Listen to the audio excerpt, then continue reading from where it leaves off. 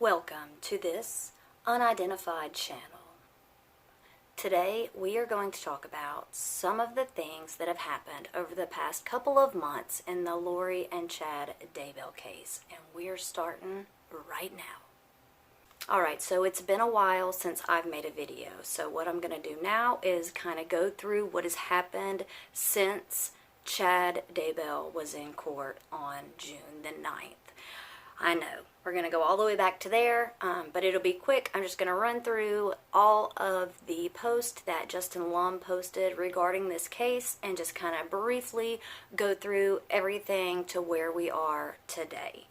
Things have happened over the past couple of days that probably won't be included, but we'll see. Alright, so let's start. June 9th. Alright, so June 9th, Chad Daybell was in court for his arraignment. He pled not guilty on all charges. We didn't hear anything for a little while, and then on June 21st, John Pryor filed a motion to extend the time for him to be able to file a motion to dismiss. And then he also said he's still waiting on some of the discovery. He hasn't received it yet. Mark Means also filed a motion that day. His motion was a motion to compel. Apparently he hasn't received all of the discovery he needs and has requested and should have yet either. On June 23rd, it was announced that Chad Daybell's trial would be set for November the 8th through December the 17th. They would block off 5 weeks for this trial, and as it sits, Lori still sits as being incompetent at this time, at June 23rd. June 25th. On June 25th, there was some kind of order to unseal notice of hearing and status conference for Lori Vallow. I'm not even sure what that means, so if you know, let us know. June 26th, Lori Daybell turned 48. She spent another birthday in jail. And hopefully that's where she'll spend all the rest of her birthdays. Alright, moving on. On June 28th, Mark Means is pissed. He wasted a lot of time getting to the courthouse to try to get discovery. He bought a hard drive or some kind of thumb drive for them to put it on and was told he couldn't get it and they would get it to him by the date that they said, which I think was July 15th. Yeah, he was not happy with that as far as the communication. He said he was out thousands of dollars, including the trip and the thumb drive, and it just didn't go well for him that day. June 28th, there was a status conference scheduled for Lori Vallow for July the 1st, but that was vacated. On June the 29th, Arizona came out with their charges, indictments for conspiracy of murder in the Charles Vallow case. We all knew something wasn't right with the Charles Vallow case, and now Arizona has come out with charges. So Chad Daybell was not charged in the Charles Vallow case. However, Lori was charged with conspiracy of murder, as Alex was also there. I guess they didn't have enough to get her on murder, but conspiracy of murder. And Arizona will be put on hold until the Idaho issues have been taken care of, is the way I understand it. Arizona did a press conference to state the indictments that came out of Arizona. Now on July 1st, the probable cause details were released, and they were several pages. I have them. I will do a video just on that. I know a couple other people have too, but I want to go over that document that has some redactions in it and go over who's listed in that and what that document means. I will do a video on that specific document, and that is the probable cause affidavit that came out of Arizona, which is the reason they were able to bring charges. July the 6th, Mark Means filed a motion to transfer the trial out of Fremont County. On the 7th of July, oh, well, I had already said this, but it looks like it didn't come out maybe until the 7th of July, or maybe Maybe Justin Lum didn't talk about it until the 7th of July, but it says Chad won't be charged in the Charles Vallow murder. On the 11th of July, it is the 2nd anniversary that Charles Vallow was shot by Alex Cox. On July 16th, Arizona did a document dump. It was over 2,500 pages. I've gotten the pages. I have not went through them all, but I am getting through them. It's a lot. I'll be making a video on that whole document dump, maybe a couple, I'm not sure. It's a lot of information, but I have a couple questions for you now. First, do you know exactly how many documents were in that dump? And second, how many documents do you think were 100% redacted? 100%, not one word on the page. If you want to take a stab at a third question, we'll go with how many additional pages had redactions on it that left you with practically no information. You might get an email address or who the email came from, but it's internal information, but no relevant information to the case was left on the page. So I'll count those separately. If you would like, you can leave it in the comments. How many pages were in the dump? How many pages were redacted 100%? And how many other additional pages were redacted to where practically no information was left on the pages? And I will get those numbers out as soon as I can. It's a lot of information. All right, moving on. So some of the next tweets are regarding the documents that were dumped because Justin did post regarding some of these documents. So we have ammo pics, plane ticket pictures. We have the pic of JJ in his pajamas.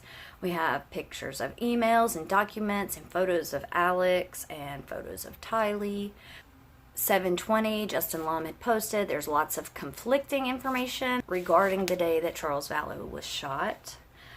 On July the 22nd, John Pryor filed a motion for the transcripts from the grand jury proceedings that led up to the indictment charges in Idaho, the murder charges where the grand jury met and they came out with the murder charges.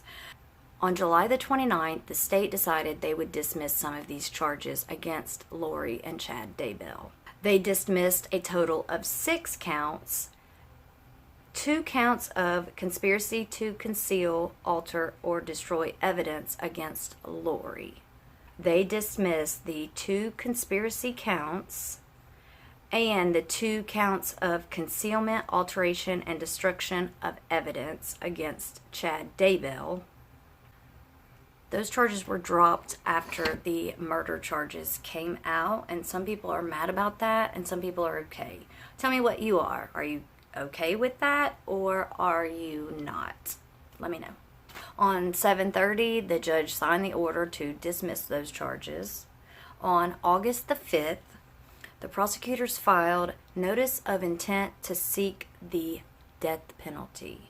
So on August the 5th, they had, I believe, until the 8th, they announced they would be seeking the death penalty in the Chad Daybell case, and they have not announced on the Lori Daybell case as her case is put on hold. What do you think about that decision? Are you glad they're going for that, or do you wish that they wouldn't? All right, a few more dates and we are done. On August the 6th, James Archibald, and I probably messed the name up, he was appointed as another attorney for Lori Vallow. He is a death penalty attorney. He is provided by the state of Idaho. In addition to Mark Means, they are not getting rid of him. The questions I've seen being asked is, why did Lori Vallow get a special death penalty lawyer when everything of hers is put on hold, but Chad Daybell didn't? Now, I don't know the reason for that. I'm just guessing and speculating. But my guess would be is because she was found indigent, to have no money, and they decided to keep Mark Means on the case as somebody that would be paid by the state. But since she has been declared indigent, they went ahead and appointed her a special attorney to go with Mark Means, and Chad Daybell apparently still has resources to pay for his own counsel, so they haven't done that with him yet. That's my guess. I don't know. I could be totally wrong. What do you think? All right, on the 10th of August, the judge signed the order appointing that new attorney. On the 11th of August, Mark Means filed a motion to dismiss the grand jury's indictments. On the 17th of August, a hearing was vacated for the misdemeanors that had been filed against Lori out of Madison County, I believe. I'm not sure. She had those misdemeanor charges with that other lady judge. I can't think of her name, but that's all been vacated. 817 is as far as I got. I know today, I guess it's a little past 817, and some things have happened since then, but I wanted to get caught up to where we are today. I know I've been MIA for a minute, but I am back. I am going to try and stay on top of it. I know I have tried before and failed, but we'll just try again, right? Try and try again. So that's what we're doing. We have lots of things to talk about. If you want to know, if you care to know where I've been and what's been going on in my life, I have had a couple of deaths in my family over the past couple of months. One being out of state, and just going back and forth and trying to deal with all of that has been pretty rough, along with just life happening, all that life happening stuff. So here I am. I'm back. We'll see if we can keep this ball rolling. I appreciate you for being here always. I'll be working on the couple of videos for sure about the document dump. I have all these documents and haven't been able to make any videos regarding them. And then the probable cause affidavit or probable cause document, or however they labeled it, that came out of Arizona before the document dump, that they had a few redacted names in it, and everybody was measuring the names to try to see whose name was who. So we'll go over that. What else? Oh, the entire Melanie Gibb recording came out. So if you didn't or haven't seen that, please go check it out. On the video I did about the small clip that was released originally, there is a link to the entire phone call on that video. I think it's the pinned comment at the top, so go check that out. Also, here in the YouTube world, I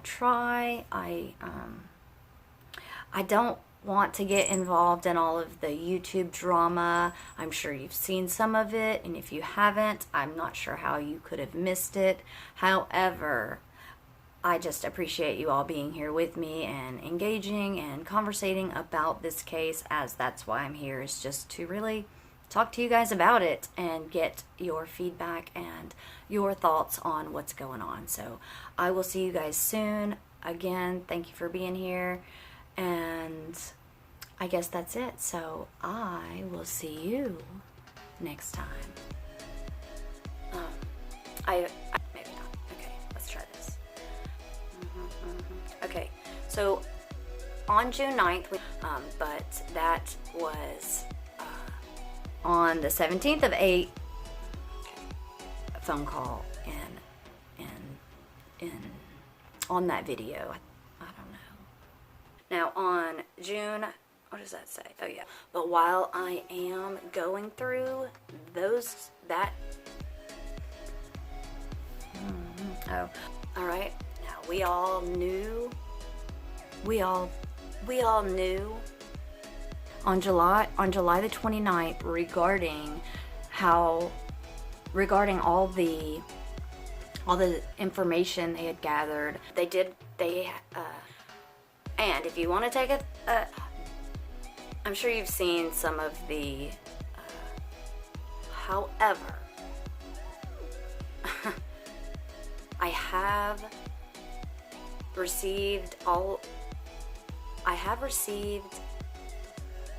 see, that's what it says, like who the police officer was. Justin Lum's post on,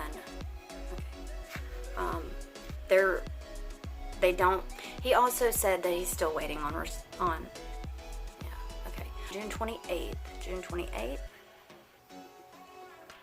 Arizona did a document. On July the 22nd, on July the 20th, as 100% redacted, and then 95% redacted, and on June, okay, yeah, okay.